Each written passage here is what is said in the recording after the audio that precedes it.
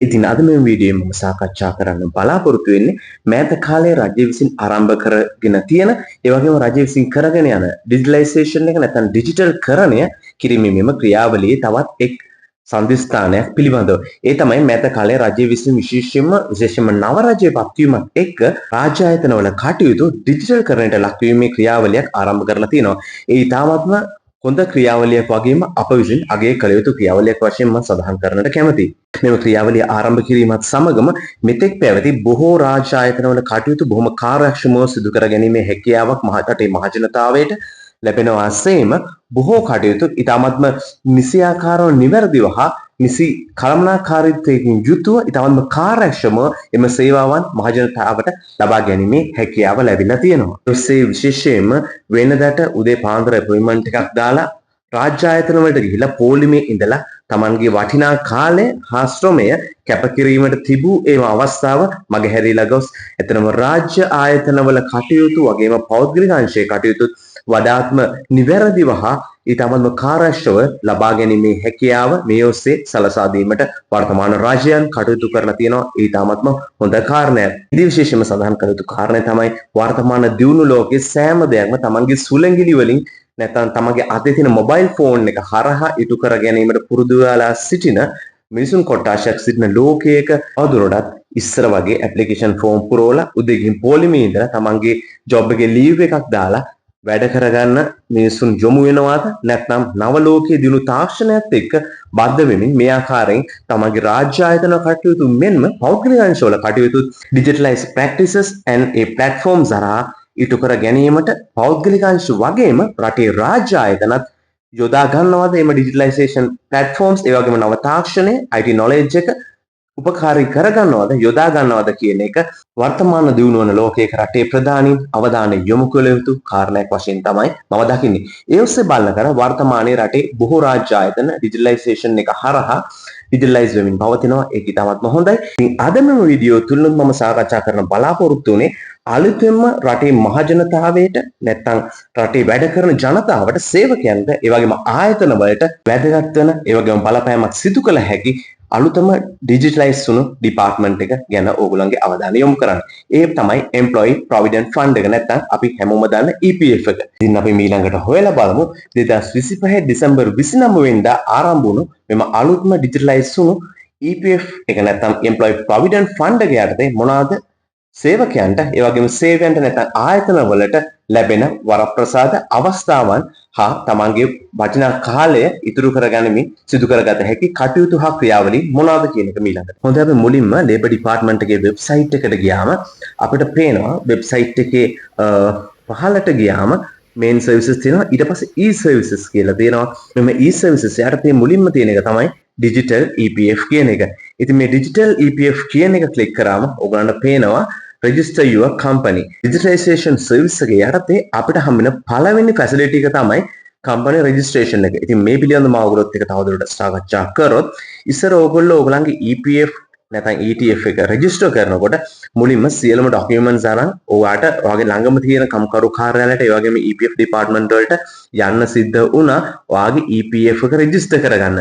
නමුත් මෙම අලුත් digitalization facility එක යටතේ ඔයගලන්ට online ඔක්කොම ඔයගලන්ගේ අවශ්‍ය documents online submit කරලා ඉතාමත්ම ඉක්මනින් ඔයගලන්ගේ company එක EPF එක සඳහා නැත්නම් ඔයගලන්ගේ ආයතනයේ EPF registration එක වගේම ආයතනයේ සේවකයන්ගේ EPF contribution එක නිසියාකාරව ඩිපොසිට් කරන්න ඒ ෆැසිලිටි එක ඔයගලන්ට ඔන්ලයින්ම හදා ගැනීමේ අවස්ථාව ලබා දීලා තියෙනවා. ඉතින් ඉස්සරහට මම සාකච්ඡා කරන්න බලාපොරොත්තු වෙනවා ස්ටෙප් බයි ස්ටෙප් කොහොමද මේ ඔන්ලයින් රෙජිස්ට්‍රේෂන් ප්‍රොසීජර් එක කරන්නේ කම්පැනි එක මෙම ඔන්ලයින් ප්ලැට්ෆෝම් එක හරහා කියලා. ඉතින් ඒ වෙනකන් අපි චුට්ටකට මේකේ register your company කියන එක ඇතුළට ගිහිල්ලා බලමු. ඉතින් ඔයාලට පේනවා ඇති register your company කියන එක අපි ඇතුළට ගියාම තියෙනවා sign up company already registered under EPF yes or no කියලා. කියන්නේ ඔයාගේ company එක දැනටමත් EPF එකට රෙජිස්ටර් වෙලා තියෙනවද නැද්ද කියන එක තමයි මෙතනින් ඔයා සිලෙක්ට් කරන්න ඕනේ. ඔයාගේ ආයතනයේ දැනට EPF එකට ඔයා රෙජිස්ටර් වෙලා තියෙනවා නම් ඔයා yes කියන එකත් නැත්නම් මේ අවස්ථාව වන විට ඔයාගේ කම්පැනි එක EPF එකට රෙජිස්ටර් කරලා නැත්නම් no කියන බටන් එකක් ක්ලික් කරලා ඔයාට ඉදිරියට යන්න පුළුවන්. ඉතින් මම ඔයගලන්ට කලින් සඳහන් කර ආකාරයට කම්පැනි එකක් රෙජිස්ටර් කරන්න කොහොමද කියලා මම පස්සේ ඔයගලොත් එක්ක සාකච්ඡා කරන්න බලාපොරොත්තු වෙනවා. අපි ඊළඟ ෆැසිලිටි එක මොකක්ද කියලා ඊළඟට හොයලා බලමු. වෙබ්සයිට් එක අනුව ඩිජිටලයිස් කරන ඊළඟ ෆැසිලිටි එක විදියට මෙතන සඳහන් වෙන්නේ login to your profile කියලා. ඉතින් මේ login to your profile කියන එකේ අපි visit කියන එක එබුවම විශේෂයෙන්ම සඳහන් කර යුතුයි කාරණා කීපයක් මෙතන තියෙනවා. මේක විශේෂයෙන්ම EPF එකට දැනට රෙජිස්ටර් වෙලා තියෙන පුද්ගලයෙක්ට වගේම EPF එකේ ස්ටාෆ් මෙම්බර් කෙනෙක්ට තියෙන login එකක්. ඒ ගැන මම ඔයගලන්ට ඊළඟට සාකච්ඡා කරන්නම්. ඉතින් මම ඔයගලන්ට කියපු විදිහට ඔයාට මේ වෙන විටත් EPF එකේ credentials නැත්නම් username passwords තියෙනවා නම් ඒවා දීලා ඔයාට මෙතනින් login වෙන්න පුළුවන්. එහෙම නැත්නම් ඔයාට පේනවා ඇති දකුණු පැත්තේ ඉහළ කෙළවරේ external request කියලා තියෙනවා. ඒ external request කියන එක එබුවම ඇත්තම EPF එකේ වැඩ කරන සේවකයන්ට තමයි මේ facility එක මේ digital platform එක හරහා හදලා තියෙන්නේ. ඉතින් මම හිතනවා මෙතන නම් එච්චර ලොකුවට දෙයක් ඔයගොල්ලොත් එක්ක සාකච්ඡා කරන්න මේ අවස්ථාවේ නැහැ. ඉතින් ඒක නිසා අපි බලමු තුන්වෙනි facility එක මොකක්ද මේ digitalization එක හරහා අපිට ලැබිලා තියෙන්නේ කියලා. ඉතින් ඔයගොල්ලන්ට පේනවා ඇති තුන්වෙනි facility එක තමයි digitalize වෙලා තියෙන check your eligibility of 30% benefit. එහෙම නැත්නම් ඔයාගේ EPF අරමුදලෙන් දායක මුදල් වලින් 30ක් ලබා ගැනීමට ඔයාට ඇති අවස්ථාව සහ 30ක් වශයෙන් ඔයාට කීය ගන්න පුළුවන්ද කියන එක තමයි මේ ෆැසිලිටි එක ඔස්සේ ඔයාට ලබා ගන්න අවස්ථාව සලසලා දීලා තියෙන්නේ. නමුත් තවමත් මේ වෙබ්සයිට් එක 100ක් අප්ඩේට් වෙලා නැහැ. නැත්නම් යාවත් කලින් වෙලා නැහැ. මොකද දෙසැම්බර් 29 වෙනිදා තමයි ඔෆිෂියලි මේ ඩිජිටලයිසේෂන් වෙබ්සයිට් එක නැත්නම් මෙම ෆැසිලිටි එක ලොන්ච් උනේ මිනිස්සුන්ට. ඉදිරි කාලේදී ඒ ඔක්කොම අප්ඩේට් වෙයි. ඒ වගේම තව ෆැසිලිටිස් මෙතනට එකතු වෙයි කියලාත් අපි බලාපොරොත්තු වෙනවා. එමෙ හේතුව නිසා තමයි තවමත් 30% eligibility එක බලන්න යනකොට මේ වෙබ්සයිට් එකේ link එක තාමත් මේ විදිහට temporary unavailable කියලා ඕගලන්ට දකින්න සිද්ධ වෙලා තියෙන්නේ. නමුත් ඉදිරි කාලයේදී බොහොම ඉක්මනට ඒකත් අප්ඩේට් වෙයි.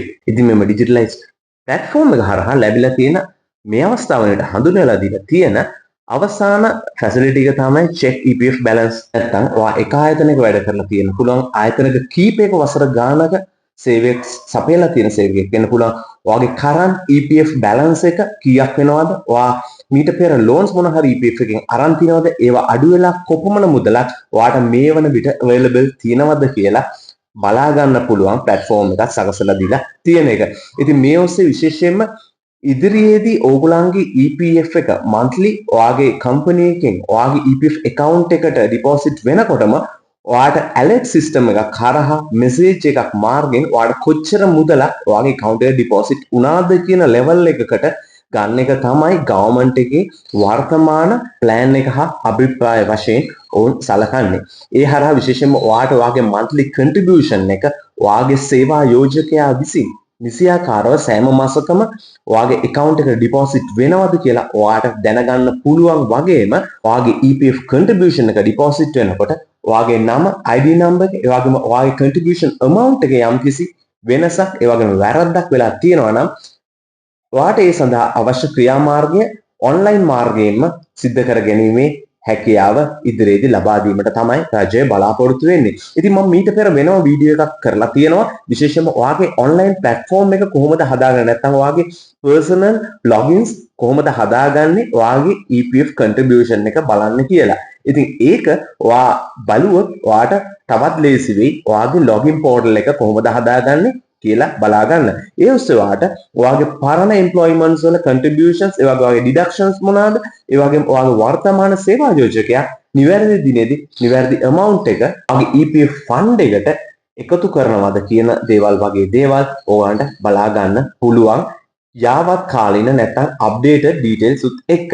ඒක නිසා ඔයාගේ portal එක හදා ගැනීම ඉතාමත්ම ලේසි, පහසුයි, ඒ වගේම එය ඉතාමත්ම සුරක්ෂිතයි. මොකද ඔයාගේ EPF එකේ යම්කිසි වැරද්දක් සිද්ධ වුණොත් ඔයාට නැත්නම් කවදා හරි ඔයාගේ යම්කිසි අවශ්‍යතාවයකට නැත්නම් යම් දිනක ඔයා විශ්‍රාම යනකොට ඔයාගේ EPF එක ඔයා ගන්නකොට ඔයාගේ වැරද්දක් වෙලා තිබ්බොත් ඔයාට යම්කිසි අපහසුතාවයකට පත් වෙන්න සිද්ධ වෙයි. ඔයාගේ පෙර ඔයා සේවය කළ සේවා යෝජකින් හරහා අදාළ වැරද්ද නිවැරදි කර ගැනීමේදී. ඒක නිසා මම ඔයගලන්ට රෙකමන්ඩ් කරන දේ තමයි හැකි ඉක්මනින් ඔයාගේ ඔන්ලයින් පෝර්ටල් එක හදාගන්න කියන එක. මොකද ඒක ඔයාගේ සුරක්ෂිතතාවයටත් හොඳයි. ඒ වගේම ඔයාගේ වර්තමානයේ වෙන විට ඔයා කොච්චර EPF contribution එකක් ඔයා saving එකක් විදියට ඔයාගේ ඉතුරු කරගෙන තියෙනවද කියලා ඔයාගේ future plans වලට යනකොට ඒක ඔයාට ලොකු අත්වැසිල්ල ඒ වගේම ලොකු උදව්වක් වෙයි කියලා මම හිතනවා. ඉතින් මෙන්න මේ ආකාරයට තමයි වර්තමානයේදී රාජ්‍ය ආයතන ඩිජිටලයිස් කරන ක්‍රියාවලිය සිදු කරමින් යන්නේ. ඒක ඉතාමත්ම හොඳ දෙයක් වශයෙන් නැවත වාරයක් අපි හැම කෙනෙක්ම ස්තුතිවන්ත වෙන්න ඕනේ ගවර්න්මන්ට් එකට.